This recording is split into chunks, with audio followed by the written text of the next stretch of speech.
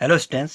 आज हम अपने थर्ड चैप्टर वैद्युत रसायन के अगले टॉपिक सेल का विद्युत वाहक बल, जिसको हम इंग्लिश में कहते हैं electromotive force of a cell, जिसको शॉर्ट में ईएफ कहा जाता है, इसका अध्ययन करेंगे।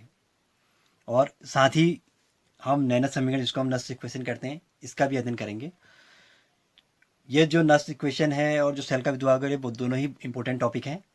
और नस इक्वेशन में आपका, क्योंकि इसमें जो इसका सूत्र है या जो इसकी समीकरण है, उसमें आपका लॉग का इस्तेमाल होता है। तो हम लॉग का भी इसमें आपको इसका अध्ययन बताएंगे कि लॉग को कैसे खोला जाता है और लॉग टेबल कैसे देख, लॉग के मान कैसे याद किए जाते हैं, इसके बारे में हम आपको इसमें बताएंगे। तो आइए शुरू करते हैं। तो सबसे पहला है सेल का विद्युत वाहक बल, जिसको कहते हैं electromotive force of a cell, जिसको शॉर्ट में ईएफ कहते हैं। तो किसी विद्युत रासायनिक सेल में दो इलेक्ट्रोडों के इलेक्ट्रोड विभवों में अंतर सेल का विद्युत वाहक बल ईएमएफ कहलाता है। इसे वोल्ट में दर्ज किया जाता है तथा इसे ईएमएफ से निरूपित करते हैं। तो ईएमएफ बराबर, इसका सूत्र याद कर लेंगे, क्योंकि ये सूत्र आपका न्यूमेरिकल में भी लगता है, नैनो इक्वेशन में। तो ईएमएफ बराबर होता है कैथोड का अपचयन विभव माइनस एनोड का अपचयन विभव। तो ईएमएफ बराबर हो जाएगा ई कैथोड माइनस ई एनोड। अब हमें इसमें कैसे पता चलेगा कि कौन कैथोड है कौन एनोड है?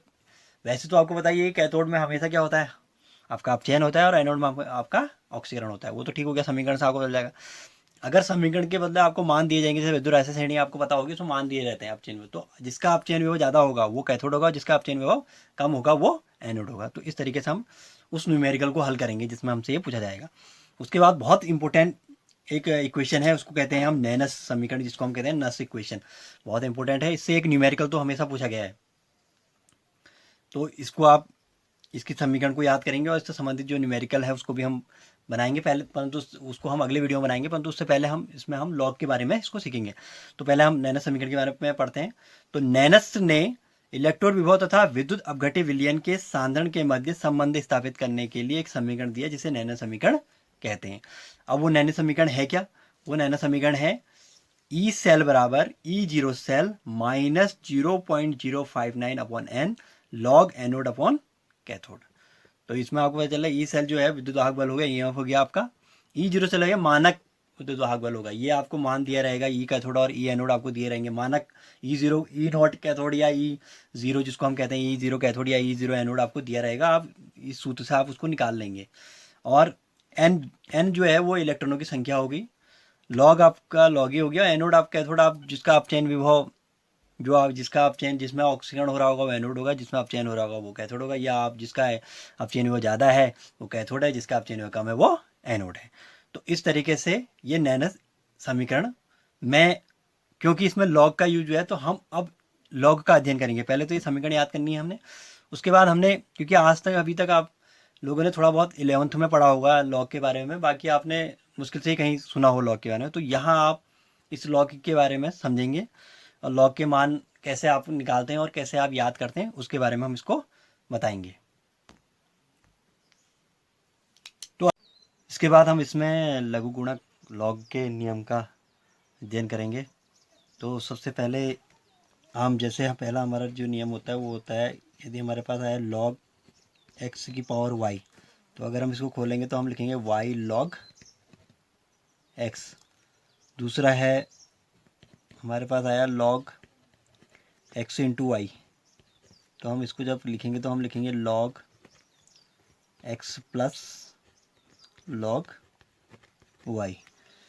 तीसरा है आपका हमारे पास लॉग एक्स अपॉन वाई, तो अगर हम इसे खोलेंगे तो हम लिखेंगे log x minus log y. तो ये लॉग को खोलने के नियम है। उसके बाद हमें लॉग टेबल का अगर हमें अध्ययन करना है, तो लॉग टेबल के लिए भी हमें सबके मान याद करने की ज़रूरत नहीं है। 3-4 के मान याद कर लेंगे, बाकी हम हमारे मान नहीं कर सकते। जैसे लॉग 2 का मान होता है, लॉग 2 का मान आपको याद करना पड़ेगा, ये होता है 0.3010। लॉग 3 का मान भी आपको याद करना पड़ेगा, लॉग 3 का मान होता है 0.4771। लॉग 4 का मान आपको याद नहीं करना पड़ेगा, ये लॉग 2 के मान से निकल जाएगी। लॉग 4 को हम क्या लिख सकते हैं, 2 की पावर 2, तो ये आगे आ जाएगा, तो ये हो जाएगा 2 लॉग 2। तो ये हो जाएगा 2 गुणा 0.3010, log 2 का मान रख देंगे तो ये आ जाएगा 0.6020। इसी प्रकार हम log 5 को हम क्या लिख सकते हैं, log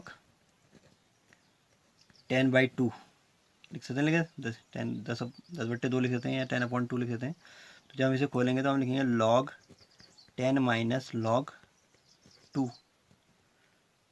तो log 10 का मान आपको पता है 1 होता है, 1 माइनस log 2 का मान 0.3010। जब 1 में से इसको घटाएंगे तो ये आता है आपका 0.6990। तो ये log 5 का मान हो गया। उसके बाद आता है log 6। log 6 को हम क्या लिख सकते हैं, log 6 को हम लिख सकते हैं log 2 गुणा 3, 2 तिया 6 होता है। तो हमारे पास क्या आ जाएगा, इसको अगर हम खोलेंगे तो हमारे पास आ जाएगा log 2 प्लस log 3। तो log 2 का मान 0.3010, log 3 का मान 0.4771। इन दोनों को जोड़ेंगे तो ये आ जाएगा 0.7781। ये log 6 का मान हो गया, ठीक हो गया। उसके बाद आता है log 7। log 7 का मान आपको याद करना पड़ेगा क्योंकि इसका निकालना है तो 0.8451 होता है, ठीक। उसके बाद आता है log 8। log 8 को भी हम निकालते हैं। log 8 को हम लिख सकते हैं 2 की पावर 3। तो ये हो जाएगा 3 इंटू log 2। तो ये हो जाएगा 3 गुणा 0.3010। तो ये आ जाएगा 0.9030। उसके बाद आता है log 9। log 9 को हम लिखते हैं log 3 की पावर 2। तो ये आ जाएगा 2 log 3।